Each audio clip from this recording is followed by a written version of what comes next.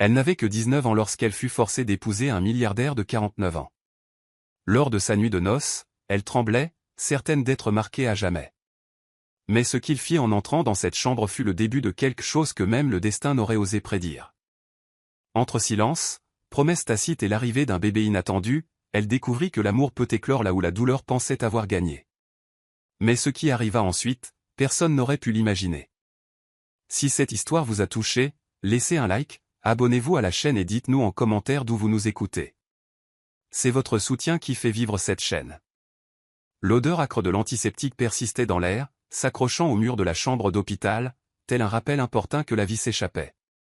La pluie tapotait contre la vitre à un rythme régulier, comme le tic-tac d'une horloge comptant les secondes avant quelque chose de final, d'irréversible. Emma Brox, 19 ans à peine, était assise, figée, sur une chaise dans un coin, les genoux remontés contre sa poitrine, le visage pâle, les yeux rougis et cernés. L'orage au dehors reflétait celui qui faisait rage en elle. Ses parents étaient partis. Tous les deux. En un seul instant dévastateur. Ce n'était pas une maladie tragique ou un long adieu. C'était un accident. Soudain, brutal. La voiture avait dérapé sur une route glissante, la tôle avait hurlé, et lorsque les secours arrivèrent, son monde s'était déjà effondré. La main de sa mère, autrefois si chaude, reposait, froide, dans la sienne. Le rire de son père, jadis la bande-son de sa vie, s'était tu à jamais. Et Emma, vivante mais brisée, ne pouvait que rester assise au milieu des décombres et hurler leur nom dans le vent. Les funérailles arrivèrent trop vite, trop silencieusement. Les parapluies s'assemblaient comme une foule en deuil dans une mer de noir, mais la seule chose dont Emma se souvenait, c'était à quel point le cercueil semblait trop petit pour les gens qui avaient rempli toute sa vie.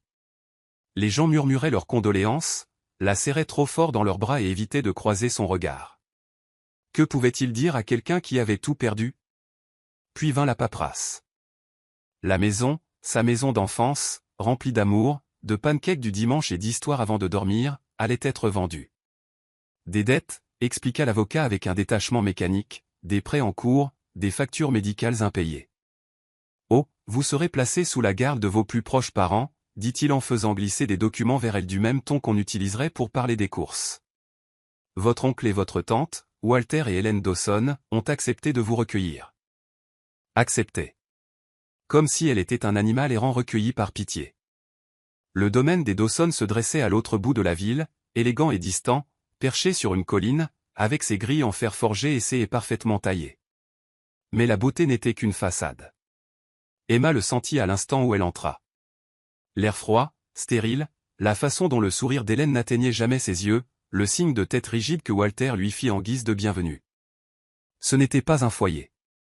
C'était un lieu d'obligation. Tu auras ta propre chambre, dit Hélène, sa voix sèche et dénuée de chaleur. On attend de toi que tu respectes les règles et que tu participes. Tu n'es pas ici par charité. Emma hocha la tête, engourdie. Inutile de discuter. Le chagrin l'avait vidée de toute combativité.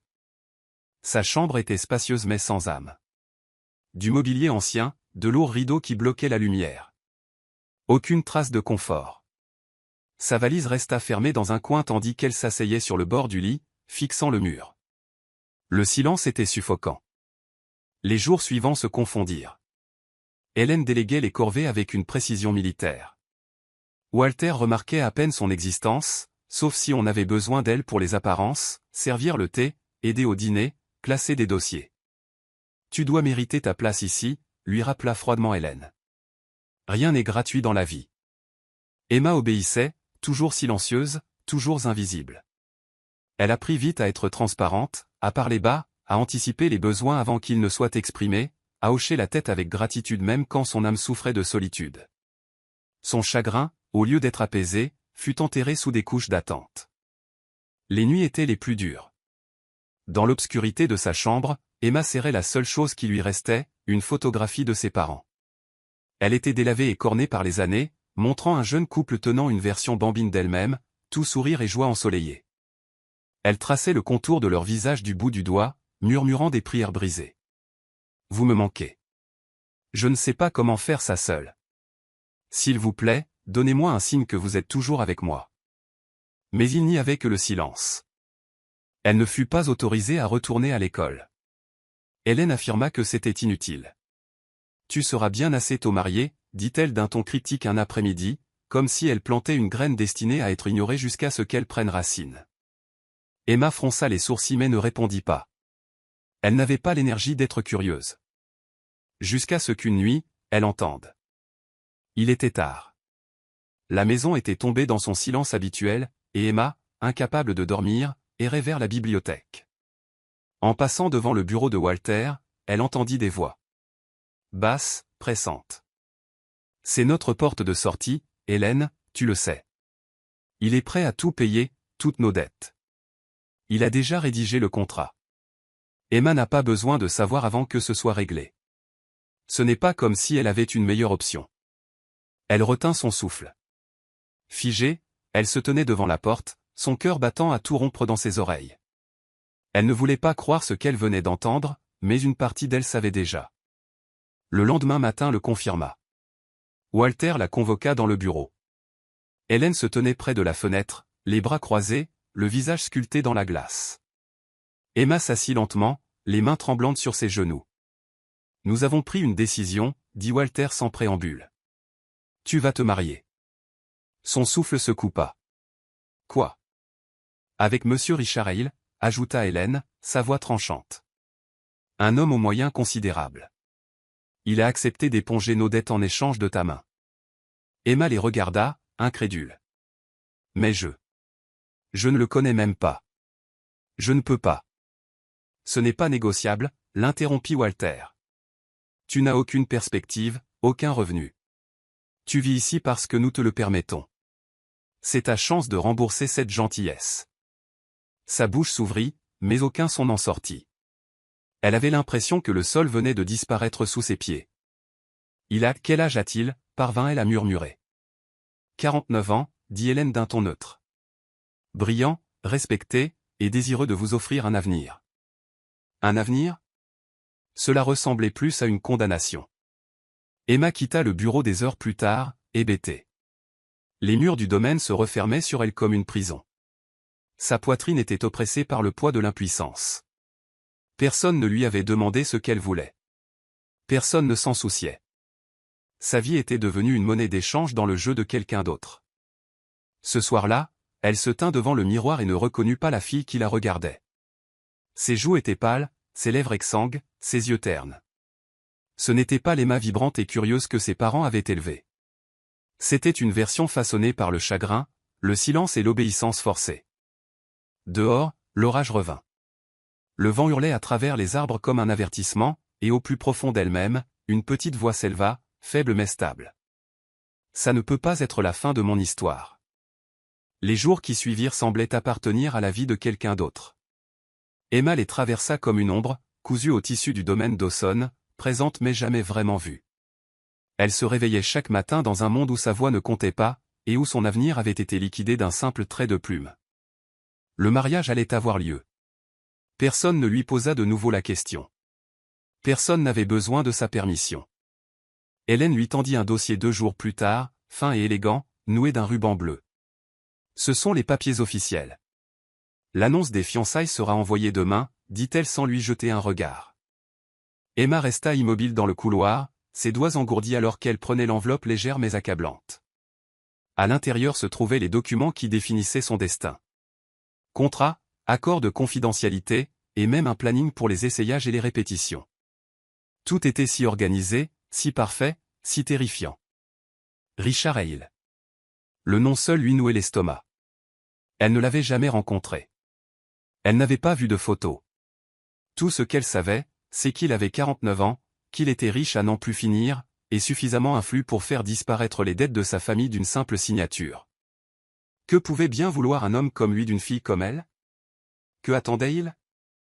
Une nuit, incapable de dormir, elle se glissa dans le couloir jusqu'au bureau d'Hélène et fit ce qu'elle n'aurait jamais cru faire.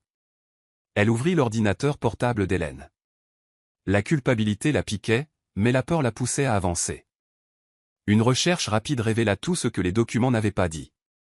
Richard il était grand, avec des cheveux bruns parsemés de fils d'argent et des yeux perçants couleur de fumée. Son visage avait cette gravité qui imposait le silence, intimidant et indéchiffrable. Les articles de Forbes le qualifiaient de génie, de reclus, d'hommes qui reconstruisaient des empires à main nue. Il y avait des photos de lui à des galas et des événements, toujours seul, ne souriant jamais. Il semblait puissant, dangereux. Et maintenant, il possédait son avenir. Quand Emma retourna dans sa chambre cette nuit-là, elle resta éveillée, les yeux rivés au plafond, essayant d'imaginer la vie qui l'attendait. Elle serait Madame Hale. 19 ans. Pas d'université. Pas de carrière. Pas de rêve à elle. Juste. Une épouse. Pour un homme de 30 ans son aîné. Un inconnu. Le matin de leur rencontre arriva, enveloppée d'angoisse. Elle portait une robe couleur crème qu'Hélène avait choisie, modeste, à col haut, avec des manches qui avalaient ses poignets. Ses cheveux étaient tirés en un chignon serré. « Tu ne t'habilles pas pour séduire », avait dit froidement Hélène. « Tu t'habilles pour bien te tenir. » Ils se rencontrèrent dans le salon feutré d'un hôtel de luxe en centre-ville, calme et tamisé, avec une musique jazz qui flottait dans l'air comme un parfum. Walter et Hélène l'encadraient, assis de part et d'autre comme des serre-livres, souriant poliment lorsque Richard entra. Au moment où Emma le vit en personne, son souffle se coupa. Il était encore plus imposant que sur les photos. Grand, large d'épaules, vêtu d'un costume bleu marine sur mesure qui respirait l'argent et le contrôle. Mais c'étaient ses yeux calmes, vifs, inébranlables qui la dérangeaient le plus. Ils balayèrent la pièce, atterrissant sur elle comme une question silencieuse. « Monsieur Hale, » dit Walter en se levant. « Permettez-moi de vous présenter Emma Brox, votre future épouse. » Emma aurait voulu disparaître. Richard s'avança lentement, tendant la main. « Emma, » dit-il avec une gravité tranquille. « C'est un plaisir de vous rencontrer enfin. » Elle hésita une seconde, puis plaça sa main tremblante dans la sienne. Sa poignée de main était ferme, mais pas cruelle. Chaude, rassurante. Leurs regards se croisèrent, et pendant une fraction de seconde, elle vit vaciller quelque chose d'inattendu derrière son masque composé. De la curiosité, et même de l'inquiétude. Ils s'assirent. Les adultes parlèrent en premier. Détails, échéances. Walter discuta des plans du mariage. Hélène expliqua ses attentes. Emma resta silencieuse. Elle gardait ses mains sur ses genoux, hochant la tête par intermittence, feignant de ne pas sentir la chaleur du regard de Richard qui revenait sans cesse sur elle. Finalement, Hélène se leva. Emma et monsieur Hale apprécieraient peut-être un moment seul, dit-elle avec une suggestion à peine voilée. Pour faire connaissance. Et sur ce, ils disparurent. Emma resta assise, rigide. Richard se pencha légèrement en arrière, croisant les jambes, l'observant. Pas comme un propriétaire évaluant un achat, mais comme quelqu'un essayant de comprendre une énigme. « Vous avez peur » dit-il doucement. Elle cligna des yeux. Il ne le disait pas comme une critique. C'était simplement la vérité. Elle hocha lentement la tête, ne faisant pas confiance à sa voix. « Je ne vous en veux pas » ajouta-t-il. « Cet arrangement. Ce n'était pas votre choix. » Un temps de silence. Sa gorge se serra. « Alors pourquoi l'avoir accepté » demanda-t-elle, surprise par ses propres mots. Sa voix était faible, mais stable. Ses lèvres se pressèrent en une ligne. « Parce que je ne crois pas aux accidents. » Emma fronça les sourcils. « Je ne cherchais pas d'épouse » continua-t-il, le regard toujours verrouillé dans le sien. « Mais quand votre oncle m'a approché, j'ai dit oui. Pas pour les raisons qu'ils imaginent. » Alors pourquoi ? Il ne répondit pas immédiatement. Au lieu de cela, il détourna le regard, presque comme si la vérité pesait trop lourd pour être dite. « Vous m'avez rappelé quelqu'un envers qui j'ai échoué » dit-il enfin. « Il y a longtemps. » Emma ne sut quoi répondre. La vulnérabilité dans sa voix ne correspondait pas à l'image puissante qu'elle s'était forgée. Il ne semblait pas être un monstre, mais il n'était pas sûr non plus. Pas encore. Le mariage fut fixé au week-end suivant. Pas de temps pour l'hésitation. Pas de temps pour le changement. Les jours devinrent flous. Des stylistes vinrent prendre ses mesures. Une bague fut livrée dans une boîte de velours noir. Une simple alliance, élégante, lourde de sous-entendus. Il y eut des réunions avec des organisateurs, des photographes, des fleuristes. Tout avançait avec une efficacité clinique. Emma parlait à peine. Tout le monde autour d'elle traitait l'événement comme une performance. Elle n'était qu'un accessoire. La veille du mariage, elle se tenait seule dans le jardin derrière le domaine Dawson. Le clair de lune se déversait sur la pelouse entretenue, projetant des ombres argentées qui dansaient entre les haies. Son cœur lui faisait mal à cause de questions qu'elle ne pouvait nommer. Les bras de sa mère lui manquaient, la voix de son père lui manquait, le sentiment que sa vie avait un sens au-delà d'être la solution aux problèmes de quelqu'un d'autre lui manquait. Elle murmura dans le vent, « S'il vous plaît, donnez-moi un signe. » N'importe quoi. Une brise soudaine souleva le bord de sa robe. Elle leva les yeux, surprise. Et puis, elle l'entendit. Une voix douce, pas réelle, mais suffisamment réelle pour résonner dans son âme. « Tu es plus forte que tu ne le penses. » Elle ne sut pas si c'était la voix de sa mère ou la sienne. Mais cela l'ancra. Le matin arriva, drapé de soie et d'or. Sa robe de mariée scintillait comme la rosée du matin, dentelle ivoire, broderie délicate, une traîne qui la suivait comme le passé auquel elle ne pouvait échapper. Son voile encadrait son visage comme un nuage. Et pourtant, lorsqu'elle se regarda dans le miroir, elle reconnut à peine la femme qui lui faisait face. Walter se tenait fièrement à ses côtés alors qu'il descendait l'allée de la chapelle privée opulente que Richard avait réservée pour l'occasion. Les invités étaient peu nombreux, seulement ceux qui comptaient pour les apparences. Des alliés commerciaux, des noms puissants, pas d'amis, personne de sa famille à elle. À l'hôtel, Richard attendait. Il semblait le même, posé, indéchiffrable. Mais quand leurs regards se croisèrent, quelque chose passa entre eux. Pas de l'amour, pas encore, mais quelque chose. Elle se tint devant lui, tremblante. Les vœux furent lus. Les alliances échangées. Les signatures apposées. Emma Brox devint Emma Hill. Et alors qu'il sortait dans le grand couloir bordé de pétales et d'applaudissements, elle se sentit à la fois plus légère et plus lourde. Son passé était révolu, son avenir inconnu. Et à ses côtés se tenait l'homme qui définissait désormais les deux. Il se tourna vers elle doucement alors que les portes se refermaient derrière eux et murmura, « Vous n'êtes plus seule, Emma. » Mais ces mots, bien que tendres, ne firent que soulever plus de questions que de réponses. La réception devint floue autour d'elle, comme une peinture au contour estompé. Les rires montaient et descendaient par vagues lointaines. Les flûtes de champagne s'entrechoquaient. Les flashs des appareils photo crépitaient comme des éclairs soudains.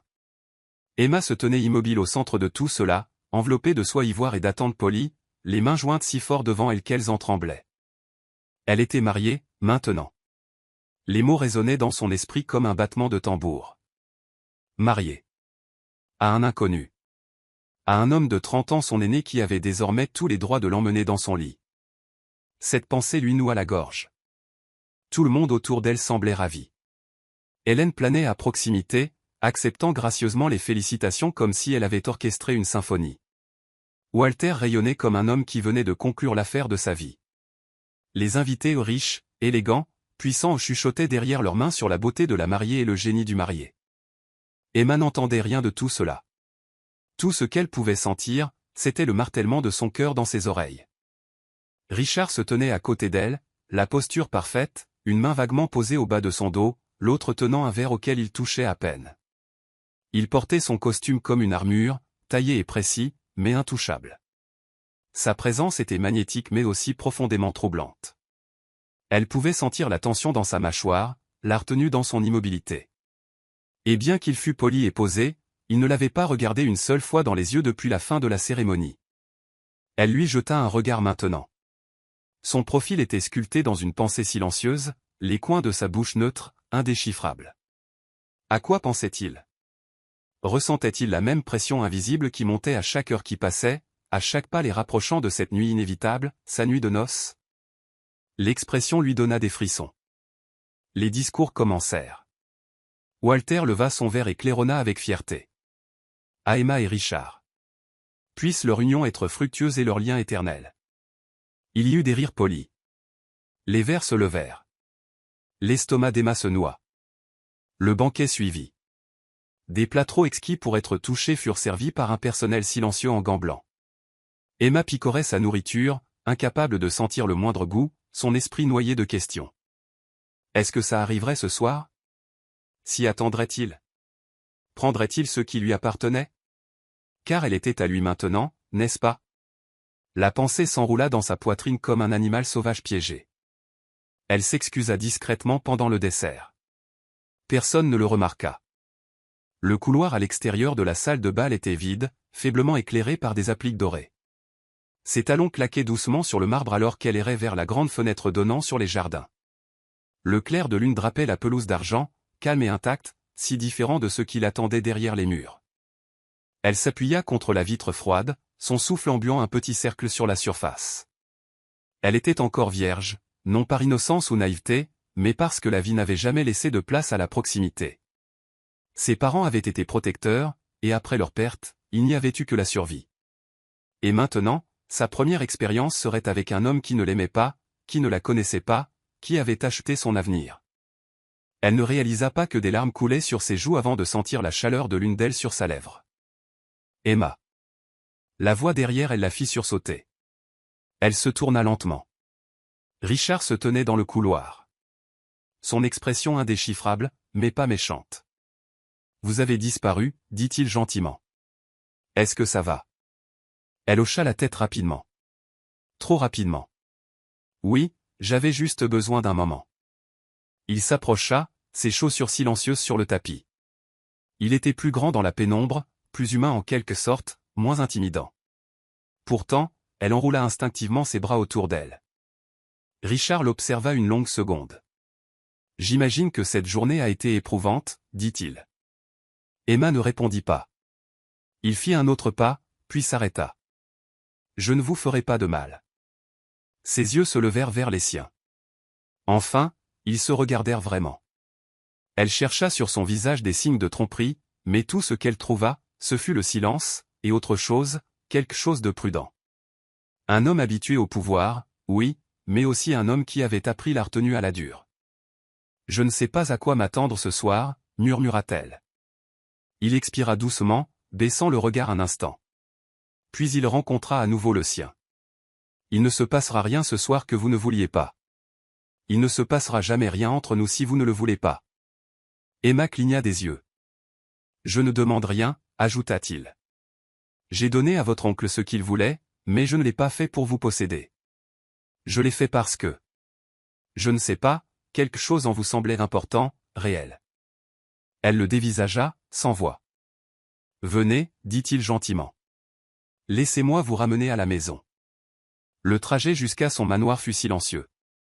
Il lui avait offert sa main pour l'aider à monter dans la voiture, mais une fois à l'intérieur, il garda ses distances. Le véhicule était élégant, faiblement éclairé, et rempli de l'odeur subtile du cuir et de l'eau de Cologne.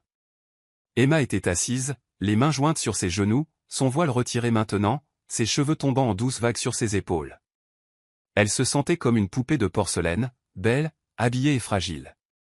Le manoir apparut tel une forteresse de verre et de pierre à flanc de colline, enveloppée d'obscurité et de clair de lune.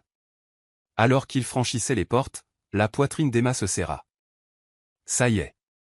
Sa nouvelle maison. Sa nouvelle vie. Ils entrèrent par un hall grandiose, au plafond, art moderne, escalier de verre. On aurait dit qu'elle entrait dans un magazine. Elle essaya de ne pas paraître submergée. « Votre chambre est à l'étage, » dit Richard calmement. « Troisième porte à gauche. Tout a été préparé pour votre confort. » Elle se tourna vers lui. « Et vous ? » Je serai dans le bureau pendant un moment. Il marqua une pause, puis ajouta doucement, « Emma, vous êtes en sécurité ici. Je vous le jure. » Et puis il disparut.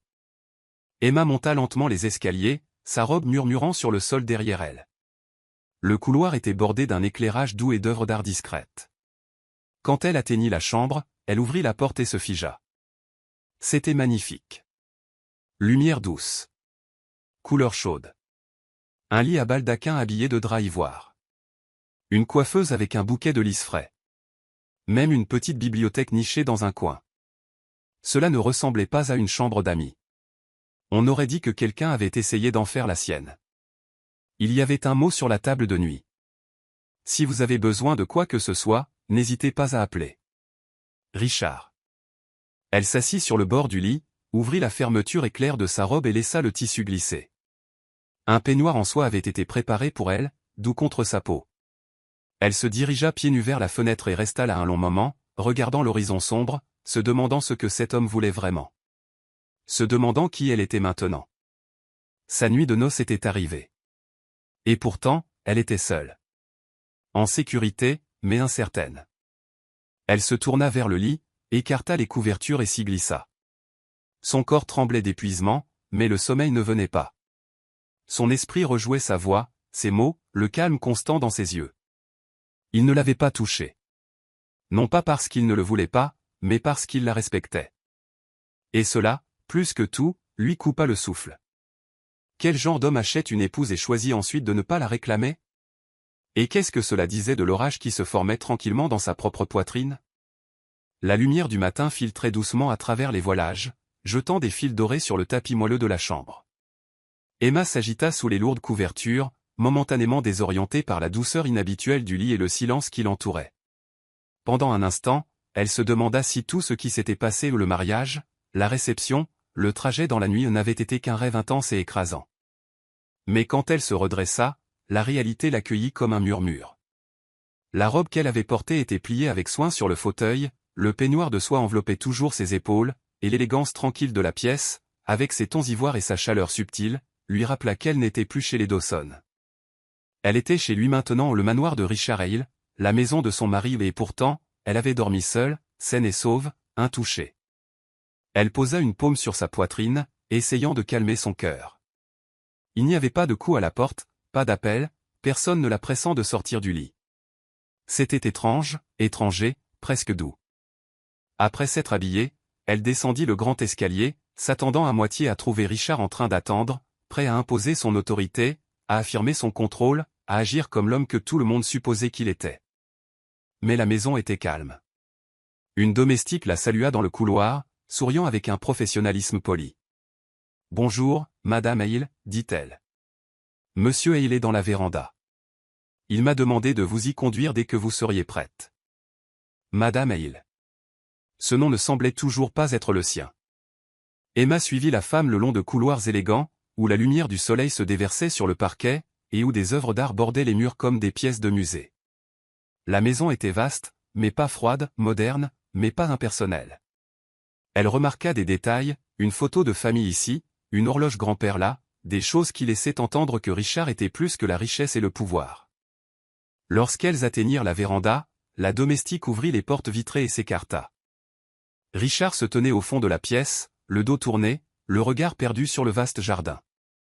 Il portait un simple pull anthracite et un pantalon de tailleur, moins formel que la version qu'elle avait vue au mariage. La lumière du soleil baignait la pièce, chauffant le sol carrelé et scintillant sur le bord de sa tasse de café. Il se tourna au son de ses pas, et leurs regards se croisèrent.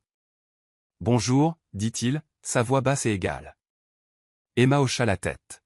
« Bonjour. » Il lui désigna le siège en face de lui à la table en verre. Un petit déjeuner complet avait été dressé, fruits frais, viennoiseries chaudes et une théière libérant une douce vapeur. Tout sentait délicieusement bon. Pourtant, elle hésita. « Je n'étais pas sûr que vous descendriez, ajouta-t-il, lisant son langage corporel. Vous n'êtes requise à rien. Si vous préférez manger dans votre chambre, je comprendrai. Emma secoua la tête. Non, ça va. Je ne m'attendais juste pas à ça. Il offrit un léger sourire, juste assez pour adoucir ses traits. Je n'ai pas l'habitude de brusquer les gens avant le café. Un léger rire s'échappa de ses lèvres avant qu'elle ne puisse le retenir. Cela les surprit tous les deux. Elle s'assit, posant soigneusement ses mains sur ses genoux. La théière tinta doucement alors qu'il lui versait une tasse. « J'imagine que vous avez des questions, dit-il. Emma baissa les yeux. « Beaucoup, mais je ne sais pas par où commencer. Vous n'êtes pas obligé de tout demander aujourd'hui. » Elle leva les yeux. « Pourquoi n'êtes-vous pas venu dans ma chambre hier soir ?» Richard rencontra son regard sans ciller. « Parce que vous aviez peur, et parce que forcer l'intimité ne crée pas la confiance, ça la détruit.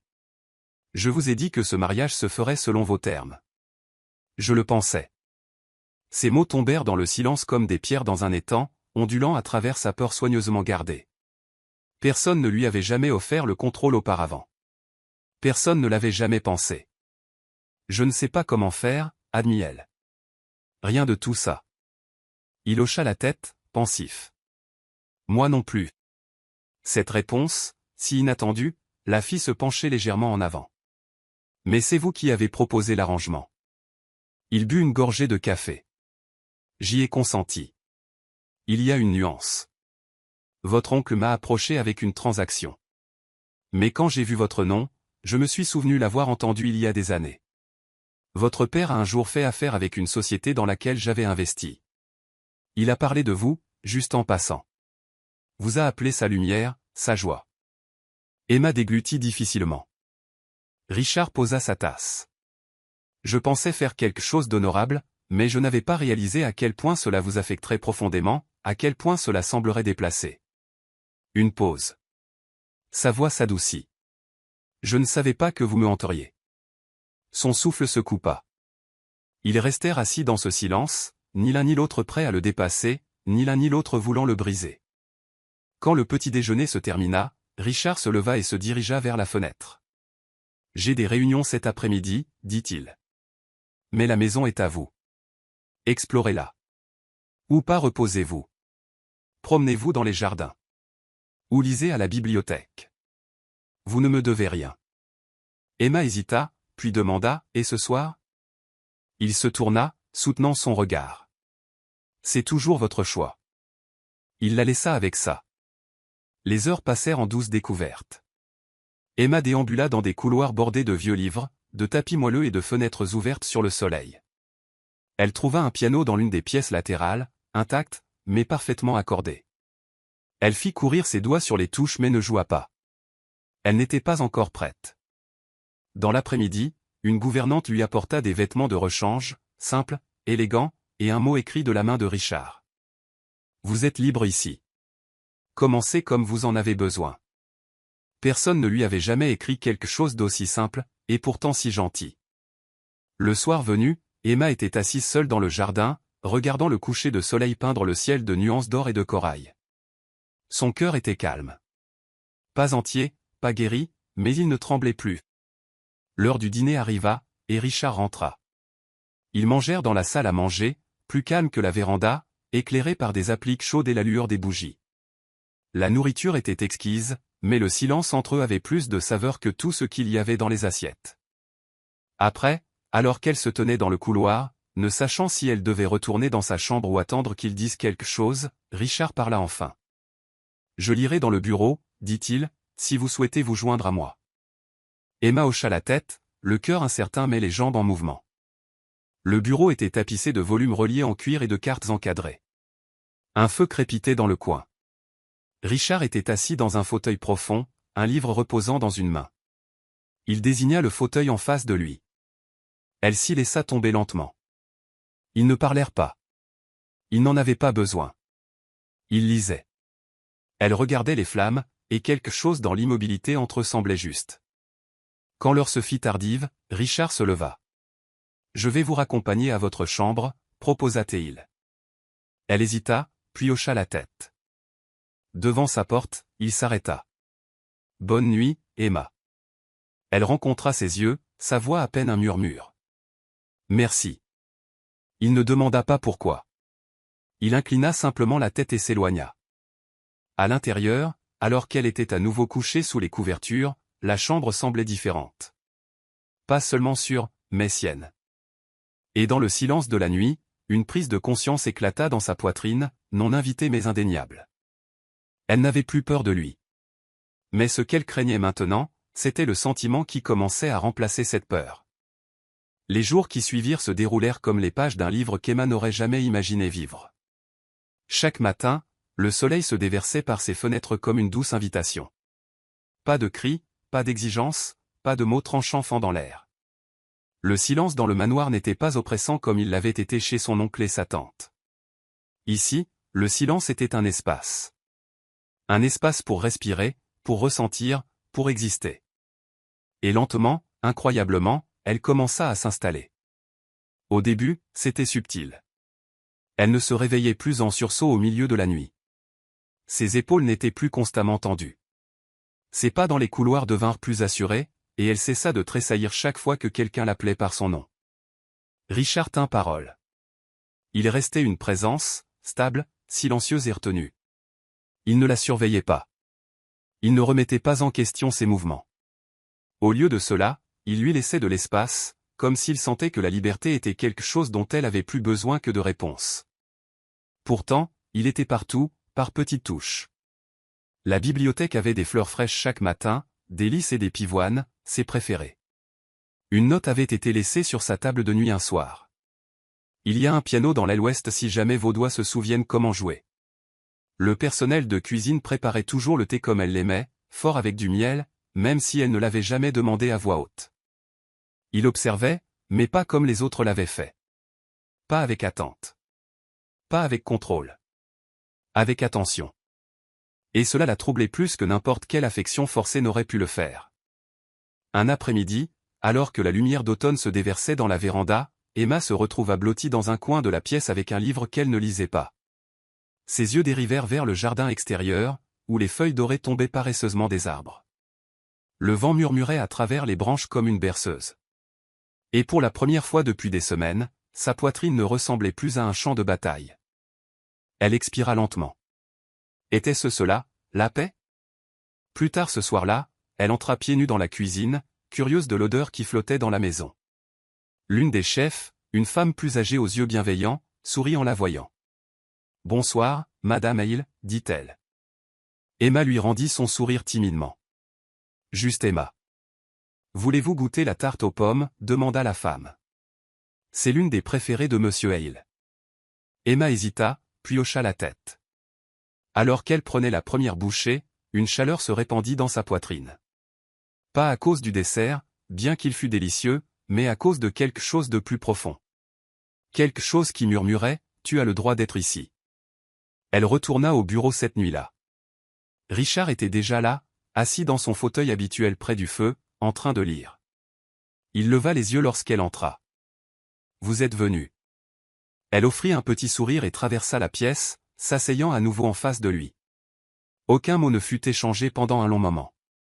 Juste le crépitement du feu, le bruissement des pages tournées, et la présence confortable de deux personnes apprenant à ne pas être des étrangers. Finalement, il brisa le silence. « Comment s'est passée votre journée ?» Emma cligna des yeux, surprise par la question. Non pas parce qu'il l'avait posée, mais parce qu'il semblait sincère. « Calme, dit-elle. Mais bonne. » Il hocha la tête, sans insister. Elle l'étudia de l'autre côté de la pièce, la façon dont la lumière du feu dansait sur ses traits, comment ses yeux étaient toujours alertes, même détendus. Il y avait de la force en lui, clairement. Mais il y avait aussi autre chose. Quelque chose de fracturé. « Pourquoi ne souriez-vous pas plus » demanda-t-elle, les mots s'échappant avant qu'elle ne puisse les arrêter. Richard leva lentement les yeux. « Je n'avais pas réalisé que je ne le faisais pas. »« Vous ne le faites pas » dit-elle doucement. Il resta silencieux un moment, puis ferma son livre et se pencha en arrière. Sourire signifiait quelque chose, avant. C'était naturel. Avant que je ne réalise que tout ce qu'on construit ne dure pas, et que tout le monde ne reste pas, sa voix n'était pas amère, juste fatiguée. Emma pencha la tête. « Qui avez-vous perdu ?» Il fixa le feu, et pendant un instant, elle crut qu'il n'allait pas répondre.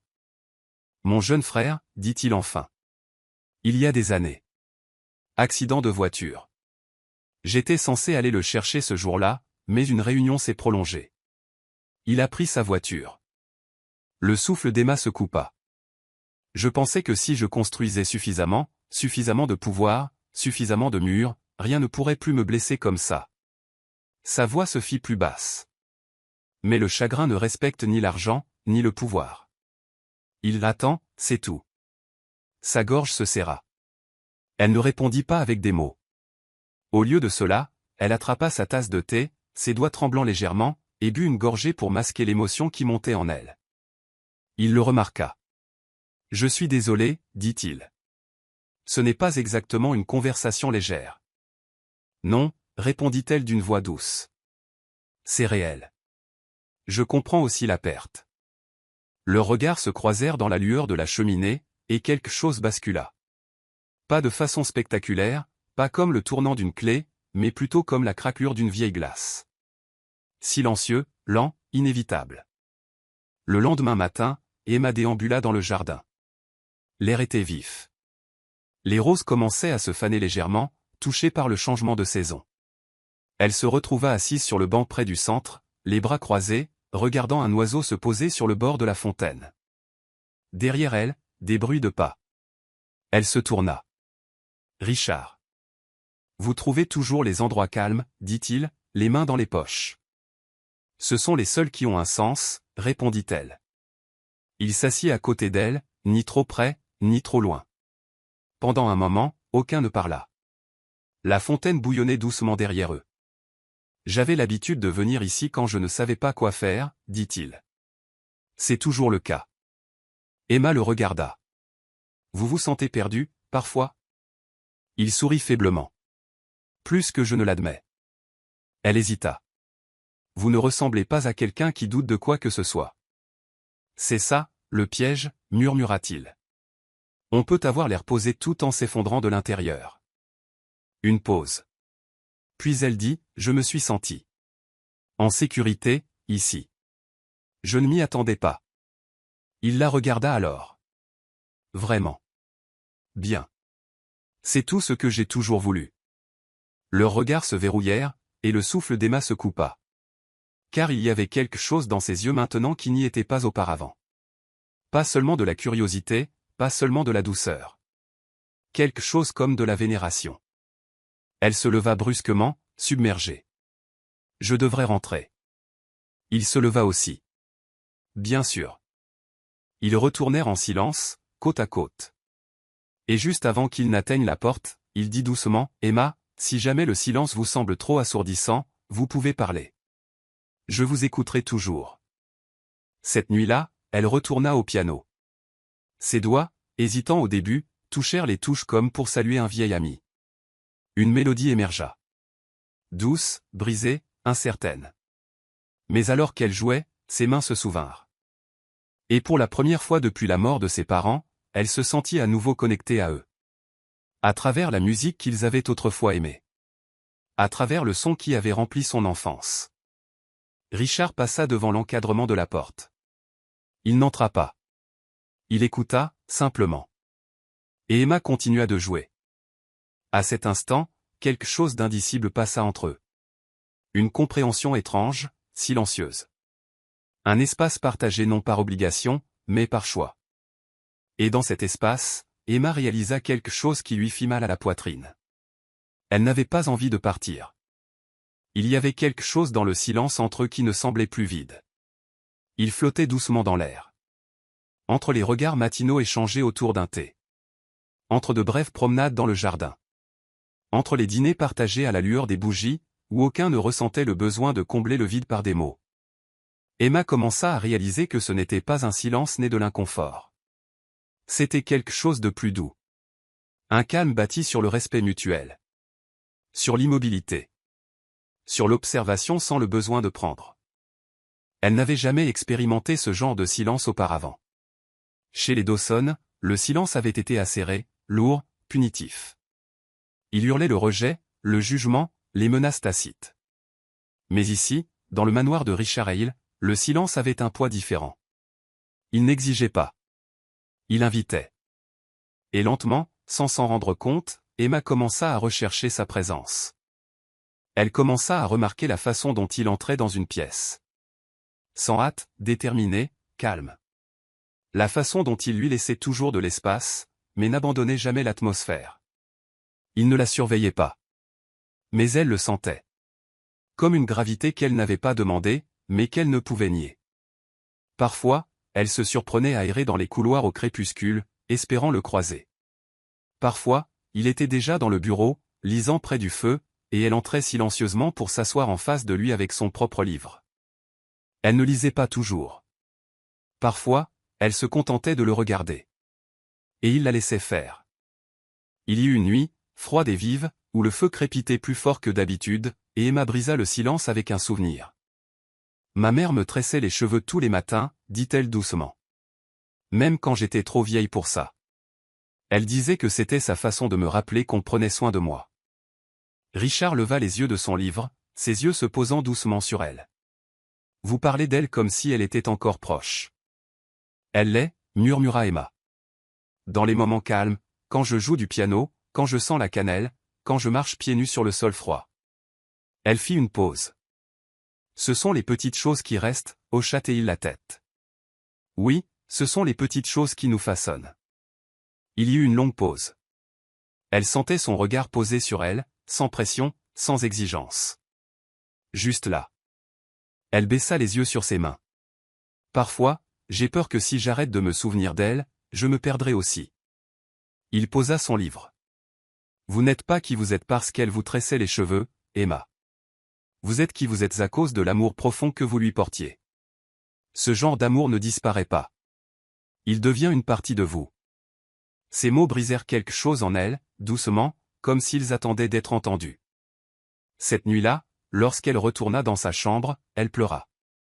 Non pas de la douleur de l'abandon comme avant, mais avec le soulagement de quelque chose enfoui depuis longtemps. C'était la première fois qu'elle pleurait dans cette maison sans avoir honte. Le lendemain matin, il y avait un mot sur sa porte. Rendez-vous aux écuries. 16 heures. Pas de signature, mais elle savait que c'était lui.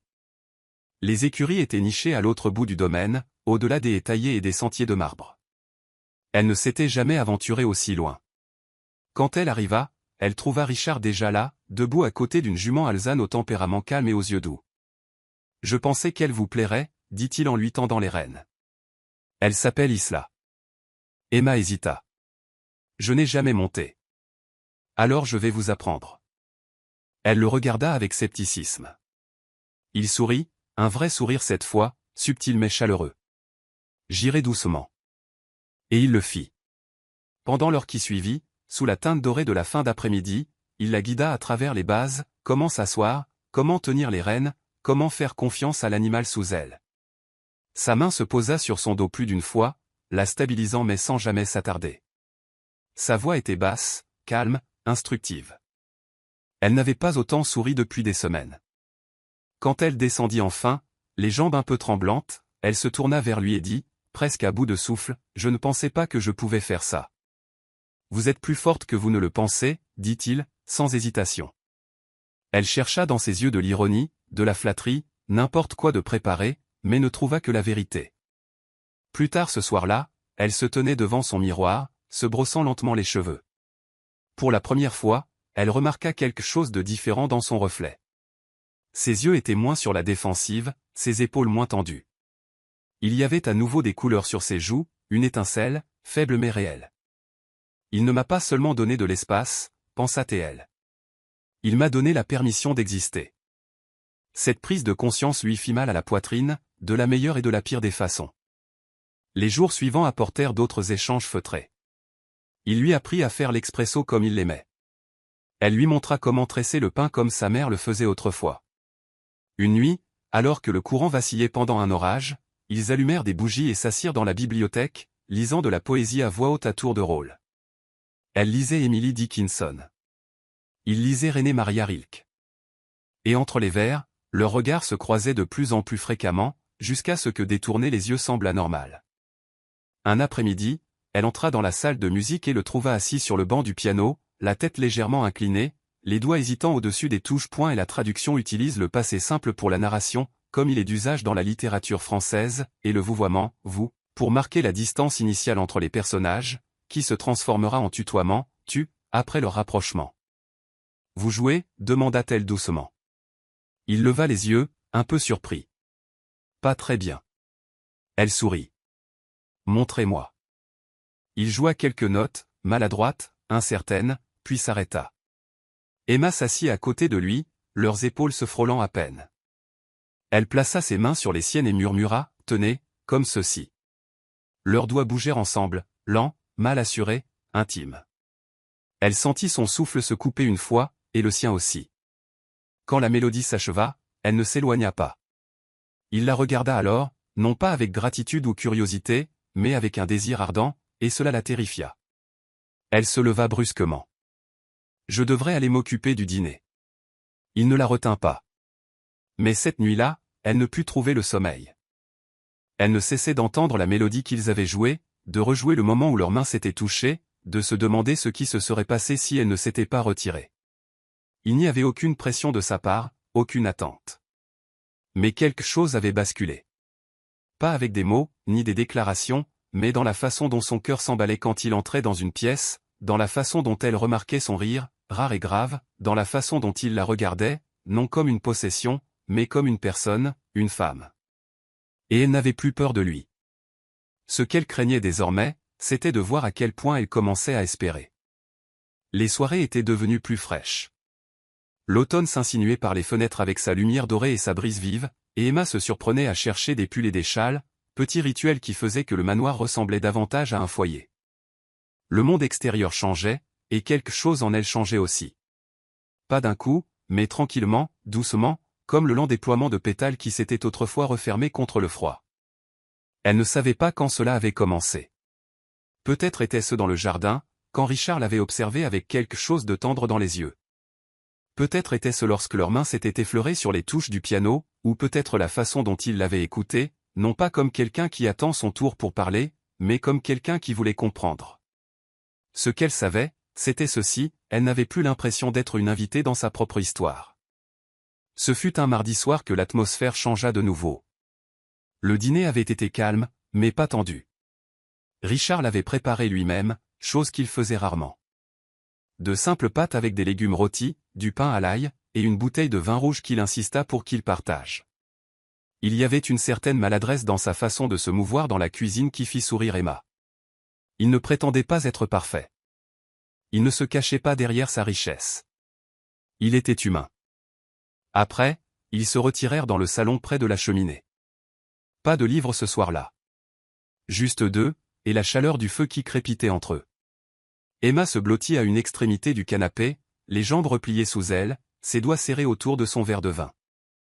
Richard était assis en face d'elle, le coude sur la coudoir, la tête légèrement penchée, étudiant les flammes. Le silence entre eux n'était pas gênant. Mais il était plein.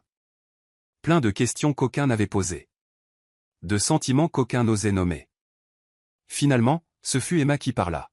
« Avez-vous déjà aimé quelqu'un » Ses yeux passèrent du feu à elle. « Oui, dit-il. Une fois. » Elle attendit. Il n'en dit pas plus. Que s'est-il passé? Il hésita, puis expira lentement. Elle a choisi quelqu'un d'autre. Quelqu'un de plus jeune, de plus libre. Je ne lui en veux pas. Je n'étais pas un homme facile à l'époque. Je me suis enseveli sous le travail.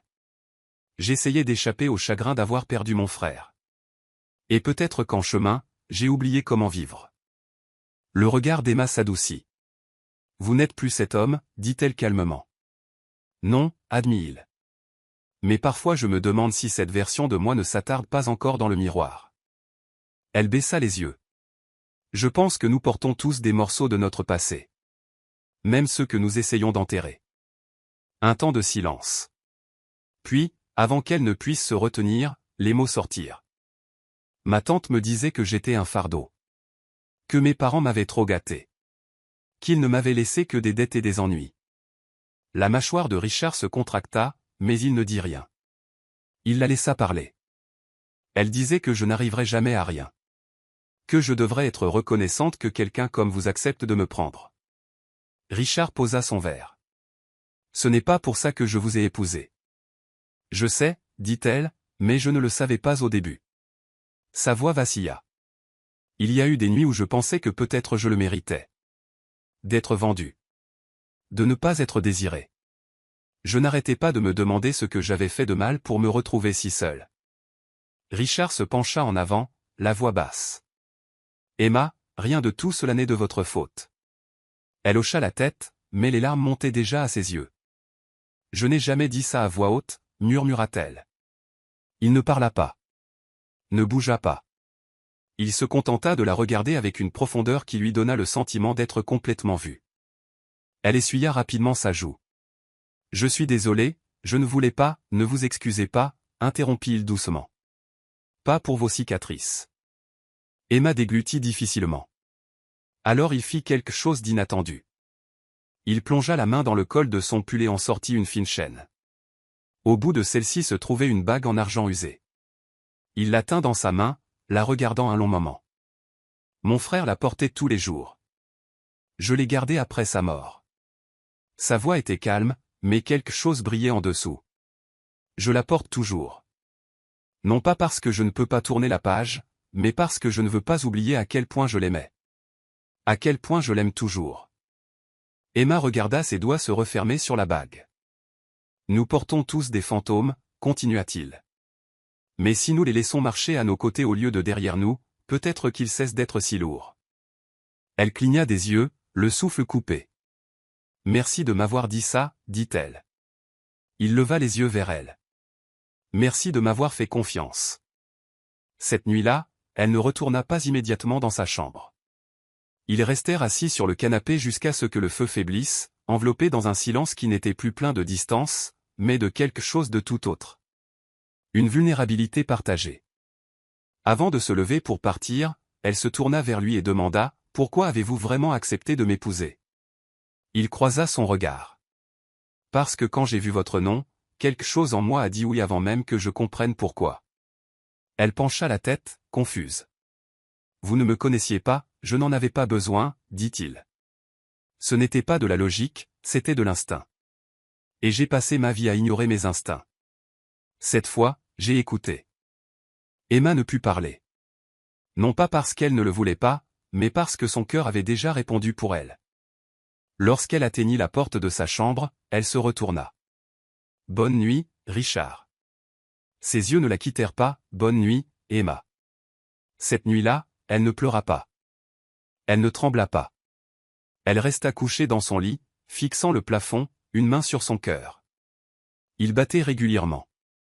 Et pour la première fois depuis longtemps, elle ne se sentait pas brisée. La pluie revint le lendemain soir. Elle tapotait doucement contre les hautes fenêtres, comme un rappel délicat de tout ce qui avait été enterré et de tout ce qui commençait lentement à éclore. Emma se tenait près de la fenêtre du salon de musique, les bras croisés, regardant le ciel passer du cendré au charbon. L'orage ne lui faisait pas peur. Pas ici. Plus maintenant. En fait, le bruit de la pluie était devenu étrangement réconfortant, comme si le monde s'arrêtait pour respirer avec elle. Derrière elle, le piano reposait en silence, mais ses doigts la démangeaient de s'y remettre. 3 jours s'étaient écoulés depuis cette nuit au coin du feu, la nuit des confessions, des chagrins tus, des vérités qui flottaient encore dans l'air entre eux, comme quelque chose de sacré. Et quelque chose avait changé depuis. Emma le sentait dans la façon dont Richard la regardait, moins comme un homme essayant de garder ses distances et plus comme quelqu'un attendant patiemment qu'elle se rapproche. Son regard ne contenait plus de réserve. Il contenait de la révérence. Elle se surprit à marcher vers le piano sans y penser. Glissant sur le tabouret, elle toucha les touches légèrement, comme on testerait la surface d'un lac immobile. Ses doigts bougèrent lentement, dessinant une mélodie familière, celle que sa mère avait l'habitude de fredonner en cuisinant. C'était simple, une sorte de berceuse, mais sous la douceur, il y avait du désir. Elle était à mi-chemin quand elle sentit sa présence.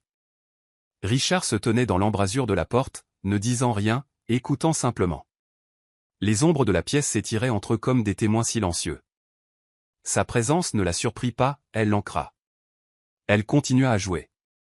Quand la note finale s'éteignit, elle leva les yeux. « Je ne voulais pas vous interrompre, dit-il. » Ce n'est pas le cas. Sa voix était calme, presque chaude. Il entra lentement dans la pièce, comme quelqu'un qui entre dans une église. La pluie derrière eux s'adoucit, et une brise souleva le bord des rideaux. Elle remarqua qu'il avait enlevé sa veste. Ses manches étaient retroussées juste assez pour révéler des avant-bras forts, et il y avait une trace de quelque chose de fatigué ou de tendre dans son expression. « Est-ce quelque chose que vous avez composé ?» demanda-t-il. Emma secoua la tête. « Non, ma mère l'a joué quand je n'arrivais pas à dormir. » Il s'assit dans le fauteuil près de la fenêtre. « Elle vous va bien. » Elle pencha la tête. « Pourquoi ?» Il ne répondit pas tout de suite. Puis, parce qu'elle est honnête, douce, mais pas fragile. Son souffle se bloqua. Elle baissa les yeux sur ses mains. Le silence s'étira à nouveau, mais sans gêne. « Elle vous manque tous les jours ?» demanda-t-il. Emma hocha lentement la tête. « Certains jours, c'est plus bruyant que d'autres. Mais ça ne part jamais. » Il se pencha en arrière, croisant un bras sur sa poitrine. « C'est comme ça que je sais que c'était réel. Quand quelqu'un laisse une marque si profonde, c'est qu'il a compté. » Elle croisa son regard alors. « Vous êtes doué avec les mots quand ça compte. » Un léger sourire effleura ses lèvres. Seulement quand je n'essaie pas trop. Elle se leva du tabouret et se dirigea vers la fenêtre, s'arrêtant à quelques pas de l'endroit où il était assis. Sa voix était basse, mais stable. Vous rendez les choses plus faciles. Parlez d'elle. Richard leva les yeux. Pourquoi? Parce que vous n'essayez pas de réparer ça. Vous laissez juste la chose exister. Il fit un léger signe de tête. Certaines choses ne doivent pas être réparées. Juste honorées. Ils restèrent là, tous deux regardant la pluie tomber. Le son doux de celle-ci remplissait le silence entre eux. Et à cet instant, quelque chose changea à nouveau. Plus profondément cette fois. Pas seulement du réconfort. Pas seulement de la paix. Du désir. Emma se tourna vers lui. Avez-vous déjà souhaité que les choses se soient passées différemment? Son regard s'ancra dans le sien. Oui. Comme quoi? Il prit une lente inspiration. J'aurais aimé vous rencontrer dans d'autres circonstances. La poitrine d'Emma se serra. J'aurais aimé que ça ne commence pas comme ça, continua-t-il. Avec des dettes. Avec du désespoir. Avec de la peur dans vos yeux chaque fois que j'entrais dans une pièce. Sa voix n'était qu'un murmure. Et maintenant, Richard se leva lentement. Il ne la toucha pas. Ne tendit pas la main. Il se contenta de combler l'espace entre eux. Sa présence, aussi stable que toujours. Maintenant, dit-il doucement, je suis juste reconnaissant que vous soyez resté. Elle cligna des yeux pour chasser la piqûre soudaine dans ses yeux. Sa main plana près de la sienne. Ne s'agrippant pas. Ne demandant pas. Juste offerte. Et cette fois, elle ne se retira pas. Elle laissa ses doigts trouver les siens. La chaleur de sa peau envoya une onde à travers elle. Pas de peur. Pas de confusion. Mais de quelque chose de doux. Qui éclosait. Ils restèrent ainsi. Pas dans une étreinte. Pas dans quelque chose d'évident. Mais dans quelque chose de plus vrai. Un commencement. Il amena lentement sa main à sa poitrine. La pressant doucement sur son cœur. Elle sentit son rythme régulier sous sa paume. Aucune attente, murmura-t-il. Juste ça. Le souffle d'Emma trembla. Et puis, sans réfléchir. Sans prévoir. Elle fit un pas de plus. Si près qu'elle pouvait sentir la chaleur de son souffle. Le soulèvement subtil de sa poitrine. Ses doigts se courbèrent légèrement contre lui. Sa main se déplaça vers sa joue. Pas pressée. Pas avide. Juste présente. Elle ne tressaillit pas. En fait, elle s'y blottit. Leurs fronts se touchèrent. Pas avec passion. Pas avec ardeur. Mais avec quelque chose de plus délicat. De la révérence. Comme deux survivants se chuchotant l'un à l'autre sans mots. Quand il se retira enfin, il ne l'embrassa pas. Et d'une certaine manière, cela rendit le moment plus intime. Il la regarda dans les yeux. Emma. Elle déglutit. Oui. Je ne veux pas vous faire de mal. D'aucune façon. Jamais. Sa gorge se serra. Vous ne m'en avez pas fait. Il hésita. Mais je le pourrais. Vous ne m'en avez pas fait, répéta-t-elle, plus fermement maintenant. Et peut-être, c'est ce qui m'effraie. Pourquoi? Parce que je ne sais pas quoi faire de quelqu'un qui est bon avec moi. Ses yeux se fermèrent brièvement à ces mots.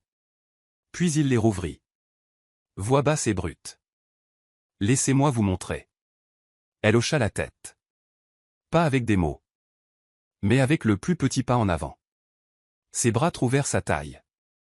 Et pour la première fois, elle s'autorisa à le serrer contre elle. Pas comme un étranger. Pas comme un mari par arrangement. Mais comme un homme qui l'avait vu. Vraiment vu. Et qui n'avait pas détourné le regard.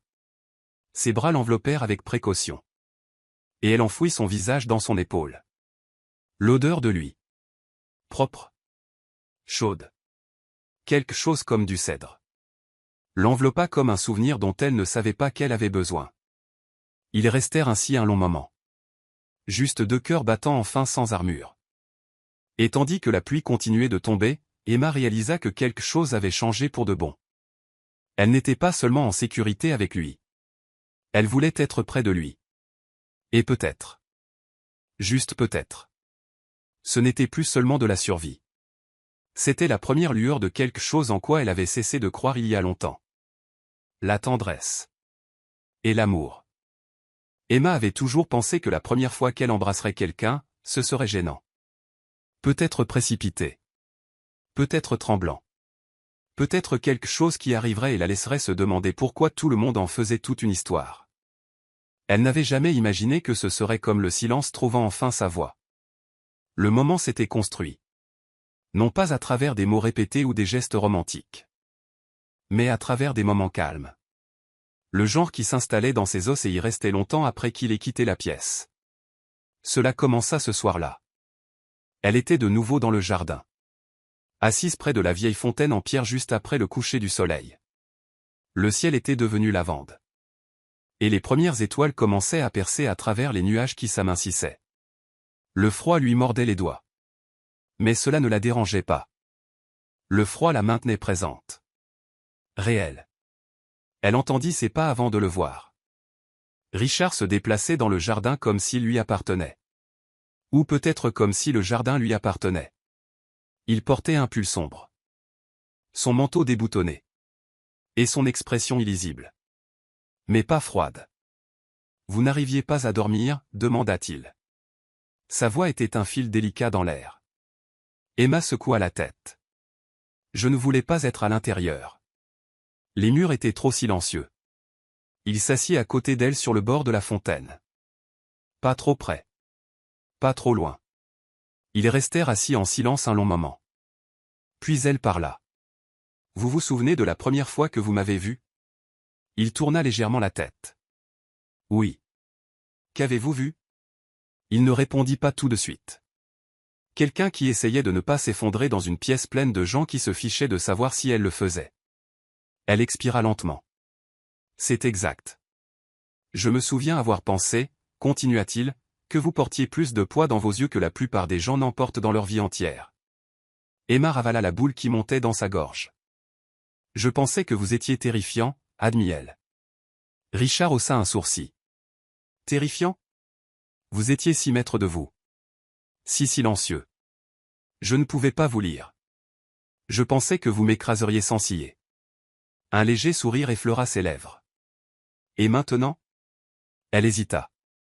Maintenant, je pense que vous avez tout aussi peur d'être écrasé que je l'étais.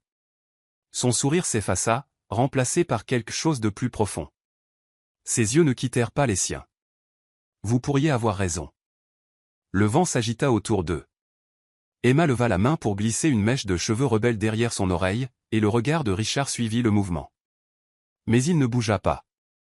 Il ne tendit pas la main. Il attendit. Et d'une certaine manière, cela la rendit audacieuse. Je ne veux plus avoir peur, murmura-t-elle. Vous n'êtes pas obligé. Je n'ai pas peur de vous, clarifia-t-elle. Il parut surpris. De quoi, alors? De ce que cela devient, dit-elle. De ce que je commence à ressentir. Il se pencha légèrement. Que ressentez-vous? Son cœur battait à tout rompre. Tout ce que je m'étais dit que je n'avais pas le droit de ressentir. La sécurité, la chaleur, la confiance et plus encore. Il ne dit rien. Se contenta de respirer. Elle pouvait sentir le poids de sa retenue. Alors cette fois, ce fut elle qui combla l'espace entre eux. Ses doigts se tendirent doucement vers sa mâchoire, effleurant le bord de sa barbe naissante. Sa main était petite contre son visage. Mais elle était stable. Elle le guida vers elle, son regard verrouillé dans le sien. Et quand leurs lèvres se rencontrèrent, enfin, tranquillement, le monde s'arrêta de tourner. Ce n'était ni passionné. Ni désespéré. C'était vrai. Un baiser non de possession, mais de présence. De deux âmes se touchant à travers un seuil qu'aucune ne pensait jamais franchir. Ses mains se posèrent légèrement sur sa taille, la tenant à peine, comme s'il craignait qu'elle ne se brise s'il osait la serrer trop fort. Emma approfondit le baiser avec une douceur qui la surprit elle-même. Elle n'était pas hésitante. Elle n'était pas incertaine. Elle choisissait ce moment, le choisissait lui. Quand ils se séparèrent, leurs fronts restèrent pressés l'un contre l'autre. Ses yeux s'ouvrirent en papillonnant. La poitrine de Richard se soulevait et s'abaissait sous ses mains. Il la regarda non pas comme un homme qui avait gagné quelque chose, mais comme quelqu'un qui rentrait enfin chez lui. « Je ne m'attendais pas à ce que vous fassiez ça, dit-il doucement. Elle sourit, à bout de souffle. Moi non plus. Il toucha sa joue du dos de sa main. Ça va? Emma hocha la tête. Mieux que je n'ai été depuis longtemps. Ils ne dirent pas ce que cela signifiait. Ils n'en avaient pas besoin. Parce que tout dans ce baiser avait déjà parlé pour eux. Plus tard, ils retournèrent à la maison ensemble. La main d'Emma s'attarda dans la sienne pendant qu'ils marchaient, non pas pour la forme, non par peur, mais parce que cela semblait naturel. Juste. Comme s'ils se déplaçaient enfin à l'unisson. Deux vies qui s'étaient télescopées dans des circonstances impossibles trouvaient maintenant leur rythme. À l'intérieur, il la raccompagna jusqu'à sa chambre. À la porte, ils s'arrêtèrent. Elle se tourna vers lui, leurs doigts toujours liés. « Je sais que ce n'est pas comme ça que nous imaginions les choses, dit-elle. Non, admit-il. Mais peut-être, continua-t-elle, que certaines choses n'ont pas besoin de commencer de la bonne manière pour devenir juste à la fin. Son regard s'adoucit. Vous n'êtes pas ce à quoi je m'attendais, Emma. Vous êtes plus. Vous aussi. Ils se tinrent dans ce couloir silencieux, baigné par la lumière dorée des lampes, et le silence entre eux était différent maintenant. Pas une distance, mais un lien. Il ne demanda pas à entrer. Elle ne l'invita pas. Ce n'était pas encore le moment, mais il s'y dirigeait. Lentement. Sûrement. Ensemble. Bonne nuit, murmura-t-elle. Richard leva sa main et déposa un baiser sur ses doigts. Révérencieux. Tendre. Bonne nuit, Emma. Elle ferma la porte derrière elle et s'appuya contre, le souffle coupé. Ses lèvres picotaient encore. Son cœur s'emballait encore. Mais elle ne tremblait pas de peur. Elle tremblait de quelque chose d'entièrement différent. La vérité écrasante, indéniable, qu'elle était en train de tomber amoureuse de l'homme qu'elle avait autrefois le plus craint. Et cette fois, elle voulait tomber. À partir de ce point, la relation a changé. Le « vous » de formalité devient le « tu » de l'intimité. Le matin après leur premier baiser, tout semblait changer, et pourtant rien n'avait changé du tout. Emma se réveilla toujours dans la même chambre. La même lumière du soleil se déversait à travers les mêmes rideaux. Le même tapis doux effleura ses pieds nus alors qu'elle traversait vers la fenêtre. Mais son cœur bougeait différemment maintenant. Il ne faisait plus les 100 pas comme un oiseau en cage. Il battait au rythme calme de quelque chose de longtemps inconnu. La paix. Et l'attente. Elle toucha ses lèvres sans le vouloir. Le souvenir du baiser de Richard était toujours là, non pas en goût ou en sensation, mais dans le poids qu'il portait. Il n'avait pas été précipité. Il n'avait pas exigé. Il avait promis. En bas, l'odeur du café frais et de la cannelle chaude flottait dans l'air. Elle la suivit pieds nus, le couloir silencieux à l'exception du murmure de son souffle. Quand elle entra dans la cuisine, il était là. Richard se tenait près du comptoir, manches retroussées, retournant des pancakes avec une concentration qui la fit sourire. Sa présence remplissait la pièce, non seulement par sa taille mais par sa stabilité. L'homme qui l'intimidait autrefois lui donnait maintenant le sentiment d'être chez elle. Il leva les yeux.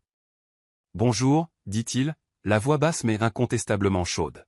« Bonjour, répondit-elle doucement, entrant à l'intérieur. « Tu cuisines, maintenant ?» Il haussa les épaules avec un sourire presque enfantin. « Je m'entraîne. »« Pour moi. »« Pour nous. » Quelque chose volta dans sa poitrine.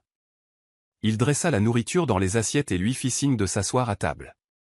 Ils s'assirent l'un en face de l'autre, la lumière du soleil peignant des bandes dorées sur le bois. Elle prit une bouchée, surprise par la tendresse des pancakes. « C'est bon. » N'aie pas l'air si surprise. Elle sourit. « Je ne savais pas que les PDG retournaient des pancakes. Je ne savais pas que j'essaierais d'impressionner ma femme. » Ses yeux tombèrent sur son assiette. Il avait dit le mot sans hésitation. Ma femme. Non pas comme une étiquette légale, mais comme quelque chose de vécu. Après le petit déjeuner, ils se promenèrent dans le verger près du bord du domaine. Les arbres étaient encore lourds des derniers fruits de l'automne, et l'air était vif de la promesse de l'hiver. Emma portait un des manteaux de Richard, trop grand pour elle mais réconfortant, portant faiblement son odeur, cèdre, chaleur, et quelque chose qu'elle ne pouvait nommer. Ils marchèrent en silence pendant un moment, leurs doigts s'effleurant, jusqu'à ce qu'il prenne doucement sa main dans la sienne. « Tu n'as plus besoin de te retenir, » dit-il, regardant le vent agiter ses cheveux. « Je ne me retiens pas, » répondit-elle. Mais elle le faisait. Non pas parce qu'elle ne lui faisait pas confiance, mais parce que la profondeur de ce qu'elle commençait à ressentir la terrifiait. Il s'arrêta sous un des arbres et se tourna vers elle. « Emma, puis-je te demander quelque chose ?» Elle hocha la tête. « Pourquoi moi ?» Elle fronça les sourcils. « Que veux-tu dire ?» J'étais un étranger. Plus âgé, riche, oui, mais distant. Froid. Tu avais toutes les raisons de te fermer. Toutes les raisons de m'en vouloir. Mais tu ne l'as pas fait. Tu t'es ouverte. Emma fit un pas de plus. Parce que tu ne m'as jamais forcé, dit-elle. Pas une seule fois. Parce que tu as été patient avec mon silence. Parce que tu m'as fait me sentir en sécurité alors que je ne savais même pas que je pouvais encore ressentir quoi que ce soit. Elle leva la main, effleurant ses doigts contre sa joue. Parce que ta présence m'a donné l'espace de me souvenir de qui j'étais, pas de ce que les autres disaient que je devais être. Les yeux de Richard se fermèrent le temps d'un souffle. Quand il les rouvrit, ils étaient plus doux qu'elle ne les avait jamais vus. Je suis tombé amoureux de toi, Emma, dit-il. Ça y était. Pas de musique dramatique. Pas de grands gestes. Juste la vérité. Mise à nu entre eux. Ses lèvres s'entr'ouvrirent, mais les mots restèrent coincés dans sa gorge. Il n'insista pas, ne tressaillit pas, je ne te demande pas de le dire en retour, ajouta-t-il doucement. J'avais juste besoin que tu le saches. Elle fit un pas de plus jusqu'à ce qu'ils se tiennent cœur contre cœur. Et puis, d'une voix qui tremblait de vérité, elle murmura, tu n'es pas le seul à tomber. Il inspira brusquement. Elle le vit. Il tendit la main vers elle, lentement, avec révérence, et la prit dans ses bras. Leur deuxième baiser ne ressemblait en rien au premier. Celui-ci était indéniable. Ils s'épanouissaient avec toute la tendresse qu'ils avaient emmagasinée dans des moments tacites, dans des silences partagés, dans des conversations nocturnes et des rires doux. Il avait le goût de la confiance et de quelque chose d'incroyablement doux. L'espoir. Ses mains bercèrent son dos. Ses doigts trouvèrent le bord de son cou. Leur corps s'emboîtait comme si l'espace entre eux avait été fait pour ce moment depuis le début. Quand ils se séparèrent, aucun ne dit un mot. Ils n'en avaient pas besoin. Ils retournèrent à la maison cet après-midi-là, les doigts toujours entrelacés. Tout entre eux semblait nouveau. Non pas délicat comme du verre, mais délicat comme des fleurs après la pluie. Frais, vivant et résilient. Le personnel le remarqua. Ils sourirent sans parler. L'air était différent maintenant. Le manoir, autrefois froid et grandiose, avait été rempli de quelque chose de plus puissant que la richesse. La chaleur. Ce soir-là, Emma entra dans le bureau pendant que Richard choisissait un disque. Il leva les yeux quand elle entra, son expression s'adoucissant instantanément. « Je pensais justement à toi, dit-il. » Elle sourit. « Je sais. » Je pouvais le sentir. Il plaça le disque sur le tourne-disque. Une douce mélodie de jazz remplit la pièce, lente, romantique, enfumée. Il se dirigea vers elle, la main tendue. « Danse avec moi. » Emma n'hésita qu'une seconde, puis plaça sa main dans la sienne. Ils ondulèrent lentement, sa joue reposant contre sa poitrine, ses bras enroulés solidement autour d'elle. Le feu vacillait. La pluie revenait au dehors, douce et régulière. Il se pencha et murmura, « Tu as tout changé, Emma. » Elle leva les yeux. « Tu m'as donné l'espace de devenir qui j'ai toujours été. » Ses lèvres effleurèrent son front. Et tandis qu'ils dansaient, enveloppés dans la lumière du feu et la pluie, Emma réalisa qu'elle ne survivait plus seulement. Elle vivait, aimait, devenait. Et pour la première fois depuis la nuit où sa vie avait volé en éclats, elle était entière. L'hiver arriva doucement cette année-là. La neige recouvrit le domaine de silence, étouffant le monde de blanc. Les arbres se tenaient immobiles comme des statues peintes, et l'air scintillait de froid et d'anticipation. À l'intérieur du manoir, les cheminées brûlaient régulièrement, jetant une lumière dorée sur les sols en marbre et réchauffant les coins d'une maison qui avait semblé si vide, mais qui contenait maintenant quelque chose de sacré, la vie. Emma se tenait devant la fenêtre de la chambre d'enfant, une main reposant sur le gonflement rond de son ventre, l'autre agrippant le bord d'une couverture qu'elle avait pliée. Son reflet était différent maintenant.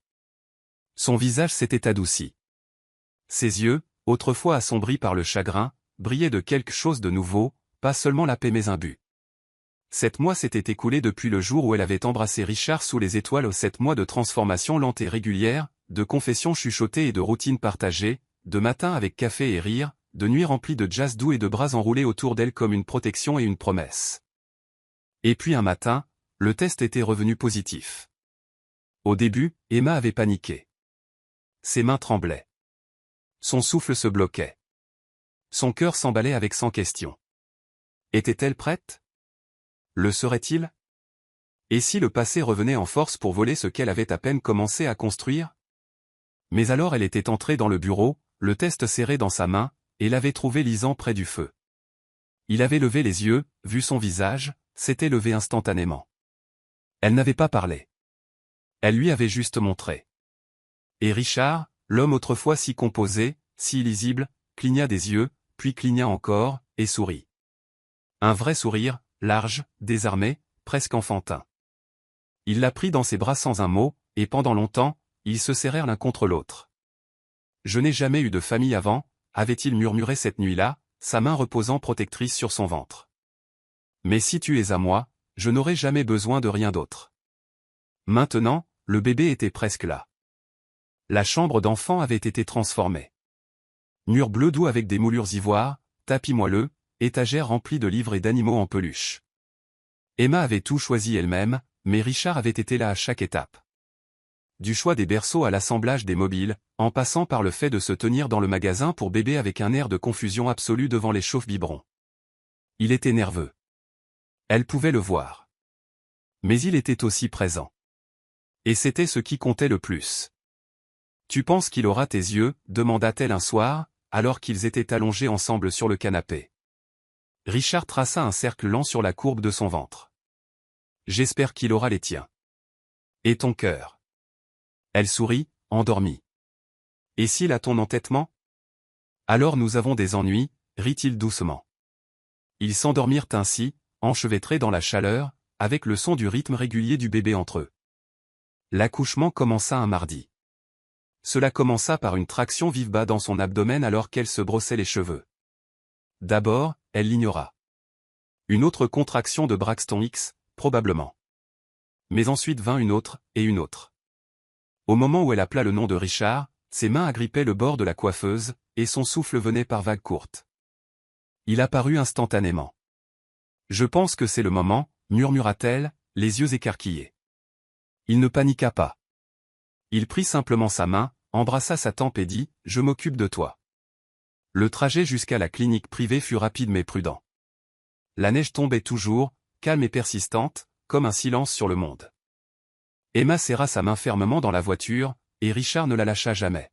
« J'ai peur », avoua-t-elle dans un murmure. « Tu es forte », répondit-il, « et je suis juste là. » À la clinique, tout alla très vite. Les infirmières s'activaient efficacement. Les médecins murmuraient des assurances. Emma fut guidée vers la salle de naissance, Richard enfilant une blouse sans un mot. Mais ses yeux ne quittèrent jamais les siens. Les heures passèrent en vagues de douleur et de souffle, les contractions la traversant comme le tonnerre. Richard lui tint la main à travers tout cela, lui épongeant le front, lui chuchotant des encouragements, embrassant ses jointures entre chaque déferlante. « Tu te débrouilles à merveille », disait-il encore et encore, la voix basse et ferme. Elle pleura une fois, non de douleur, mais de peur. Le poids de tout ce qu'elle avait vécu pour atteindre ce moment s'abattant sur elle d'un coup. Et Richard, la voix rauque d'émotion, dit « Tu m'as déjà donné le monde, Emma. Tiens bon encore un peu. » Et puis un cri. Aigu, clair, vivant. Le temps s'arrêta. La tête d'Emma retomba. Des larmes coulaient sur son visage. Le médecin sourit. « Vous avez un petit garçon en pleine santé. » Richard se tenait figé. Pendant un moment, il ne put bouger.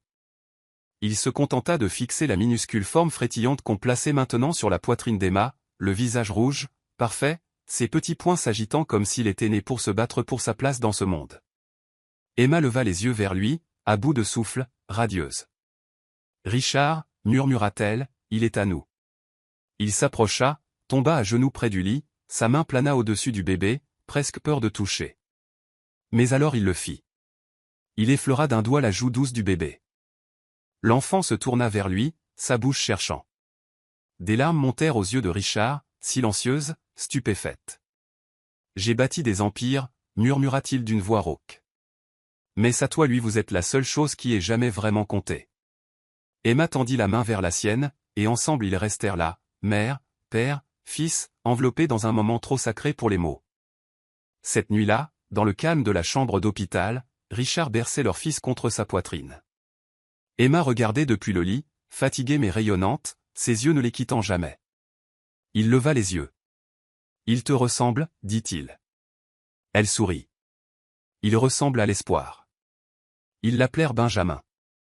Et tandis que Richard murmurait le nom encore et encore, berçant l'enfant avec une douceur qui aurait choqué quiconque l'avait connu auparavant, Emma sut que ce n'était pas la fin de son histoire. C'était le début de quelque chose de plus grand, de quelque chose de sacré, de quelque chose d'entier. Une famille. Le printemps arriva comme un miracle silencieux. La neige fondit des bords du jardin, cédant la place à de tendres pousses vertes et à des fleurs s'ouvrant timidement au soleil. Le manoir, autrefois enveloppé de froid et de silence, respirait une vie nouvelle, et pas seulement avec la saison. À l'intérieur de ses murs, quelque chose de sacré avait pris racine, et son nom était Benjamin. Emma se tenait sur la véranda dans la lumière du petit matin, berçant son fils dans ses bras. Il n'avait que 3 mois, mais déjà il avait tout changé. Sa petite main agrippait le tissu de sa robe, son souffle régulier contre sa clavicule. La chaleur de lui pressait contre son cœur d'une manière qu'aucun mot ne pouvait capturer. Elle regarda le jardin qui lui avait semblé être une prison dorée. Maintenant, il ressemblait à la liberté. Elle ferma les yeux et murmura doucement à l'oreille de Benjamin, « Tu es né dans l'amour. » Derrière elle, des bruits de pas. Elle n'eut pas besoin de se retourner pour savoir que c'était Richard. Il l'approchait toujours avec cette même énergie tranquille, comme s'il ne voulait jamais perturber ce qu'elle construisait, seulement marcher à ses côtés.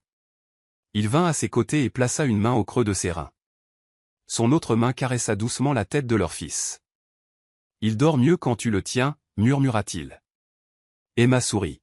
« Il connaît mon rythme cardiaque. » Richard embrassa sa tempe. « Moi aussi. » Ils restèrent là dans le silence du matin, enveloppés d'immobilité et de nouveauté, et de quelque chose de plus grand que d'eux. La paternité n'avait pas rendu Richard plus doux. Elle l'avait rendu plus présent. Il était toujours composé, toujours calme. Mais ses murs s'étaient abaissés. Son emploi du temps avait changé. Ses priorités avaient changé. L'homme qui commandait autrefois les salles de conseil se réveillait maintenant au milieu de la nuit pour bercer un bébé qui pleurait avec une tendresse inébranlable.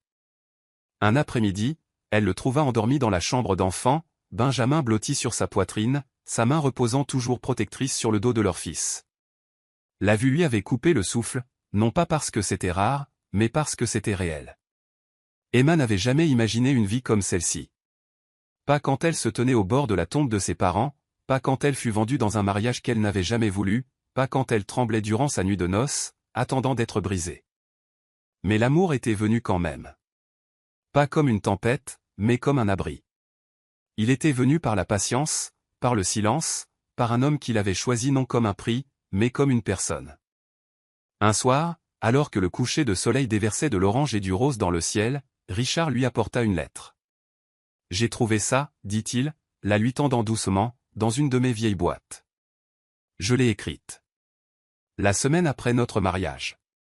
Emma la prit, ses doigts tremblants. Il ne resta pas. Il l'embrassa sur la joue et dit doucement, « Je serai dans le jardin si tu as besoin de moi. » Elle déplia la page, l'écriture maintenant familière. « Emma. Vous ne me connaissez pas encore, pas vraiment, et je sais que vous n'avez pas choisi cela. Mais j'ai besoin que vous sachiez ce que j'ai choisi. Je vous ai choisi. J'ai choisi de vous donner de l'espace. J'ai choisi de respecter votre silence. J'ai choisi de ne pas vous toucher cette nuit-là, non pas parce que je ne le voulais pas, mais parce que vous ressembliez à quelqu'un à qui le monde avait déjà trop pris. Et je refuse d'être un autre voleur dans votre histoire. Je ne sais pas ce que ce mariage deviendra, mais je promets que si jamais vous commencez à me faire confiance, je ne laisserai jamais cette confiance être brisée. Vôtre, dans un espoir silencieux, Richard. » Les larmes brouillèrent les mots. Non pas parce qu'il faisait mal, mais parce qu'il guérissait. Elle plia la lettre et la tint contre son cœur. Puis elle alla le trouver. Dans le jardin, il s'occupait d'un nouveau parterre de lavande. Ses mains étaient poussiéreuses, ses manches retroussées, ses cheveux légèrement ébouriffés par le vent. Il leva les yeux comme elle approchait. « Je l'ai lu, dit-elle. » Il se redressa, essuyant ses paumes. « Je pensais chaque mot, répondit-il. » Emma fit un pas de plus. « Tu as écrit ça avant même de savoir si je te laisserais un jour entrer. Je savais que je voulais être digne de cette chance. » Elle tendit la main vers la sienne. « Tu l'étais. » Il expira lentement, la tension dans ses épaules fondant. « Et tu le es, ajouta-t-elle. Une pause. Puis sa voix, plus stable que jamais. « Je t'aime, Richard. » Son souffle se bloqua. Elle le répéta. « Je t'aime. » Il lui prit le visage entre ses mains, son pouce effleurant le coin de sa bouche. « Tu m'as sauvé. »« Non, » murmura-t-elle. « Nous nous sommes sauvés l'un l'autre. » Leur baiser n'était pas précipité, il n'était pas désespéré. C'était le genre de baiser qui dit « Nous avons réussi. Et nous ne reviendrons pas en arrière. » Plus tard cette nuit-là, ils s'assirent près du feu, avec Benjamin endormi entre eux. La maison était calme. Le monde extérieur silencieux dans la première chaleur du printemps. Richard la regarda, son bras autour de ses épaules. « Tu penses parfois à comment ça a commencé ?» demanda-t-il. Emma hocha la tête. « Tout le temps. »« Et que ressens-tu quand tu t'en souviens ?» Elle sourit doucement. « De la gratitude. » Il pencha la tête. « Pourquoi ?»« Pour la douleur. Pour le silence. Pour la peur. Parce que sans tout ça, je n'aurais jamais su ce que signifiait être tenu. » Il la serra plus près, ses lèvres sur la ligne de ses cheveux.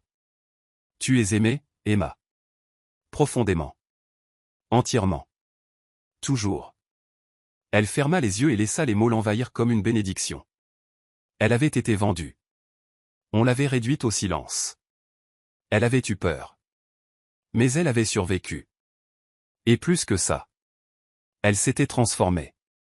La fille qui tremblait autrefois dans l'ombre de son passé était maintenant une femme, enveloppée de chaleur, tenant un enfant, et reposant contre l'homme qui n'avait jamais essayé de la réparer, seulement de l'aimer alors qu'elle trouvait son propre chemin vers chez elle.